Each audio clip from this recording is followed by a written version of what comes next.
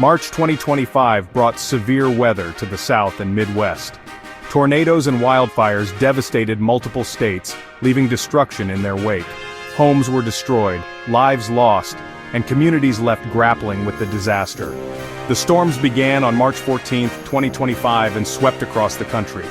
From Oklahoma to Missouri, the impact was widespread and merciless. The death toll climbed as reports emerged from the hardest-hit areas.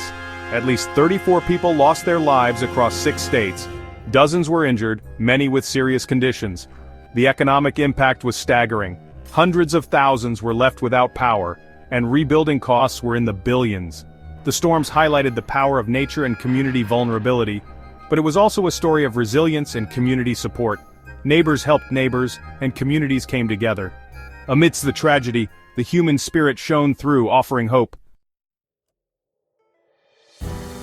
The seeds of this catastrophic weather event were sown days before the first tornado touched down. On March 14, 2025, a potent storm system began developing over the southern plains. Fueled by a clash of warm, moist air from the Gulf of Mexico and dry air from the west, the system rapidly intensified. Dust storms, a harbinger of the chaos to come, swept across the plains of Kansas, Oklahoma, and Texas, reducing visibility to dangerous levels and leading to a series of fatal car accidents. As the storm system moved eastward, the stage was set for a deadly tornado outbreak. Overnight on March 14th and into the early hours of March 15th, tornadoes ripped through towns and cities across the Midwest and South. Missouri, Arkansas, and Mississippi bore the brunt of the onslaught, with twisters leaving a path of destruction that stretched for miles. The storms continued to rage throughout Saturday, March 15th, with more tornadoes reported and widespread damage from high winds and hail. By Sunday, March 16th, the severe weather threat had finally diminished, leaving behind a scene of widespread destruction. The storm system, which had traveled over 1,000 miles, had left an indelible mark on the landscape and on the lives of those who had been in its path. The numbers told a grim story of the storm's intensity. Over 40 tornadoes were reported across 8 states, with over 500 reports of severe weather, including damaging winds and large hail. The tornadoes, some with estimated wind speeds exceeding 160 miles per hour, tore through homes, businesses, and infrastructure, leaving behind a trail of splintered wood, twisted metal, and shattered lives. Adding to the devastation, the strong winds and dry conditions fueled a rash of wildfires, particularly in Oklahoma. Over 130 wildfires raged across the state, consuming nearly 300 homes and scorching over 266 square miles of land. The fires spread rapidly, driven by wind gusts that at times reached hurricane force. Firefighters battled tirelessly, but the conditions made their task extremely challenging. The combination of tornadoes and wildfires created a perfect storm of destruction, stretching emergency resources thin and leaving communities reeling in the aftermath.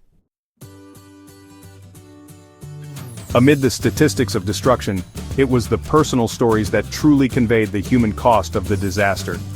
In Villa Ridge, Missouri, residents emerged to find utter devastation. Homes were reduced to rubble, trees snapped, and belongings scattered. Amidst the wreckage, neighbors helped each other, offering comfort and support. In Wayne County, Missouri, a tornado claimed 5 family members. Rescuers described the scene as heartbreaking. The tragedy left the community reeling. In Tylertown, Mississippi, the Paradise Ranch RV park was wiped out. 3 people lost their lives, including a young child. Homes, schools, and businesses suffered significant damage. These stories were just a small sampling of countless lives upended.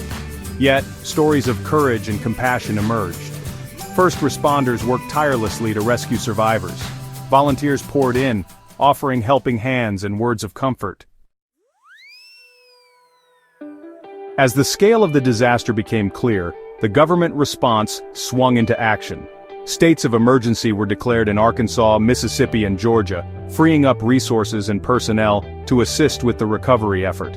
Governors from the affected states toured the damaged areas, offering words of support and pledging to do everything in their power to help communities rebuild.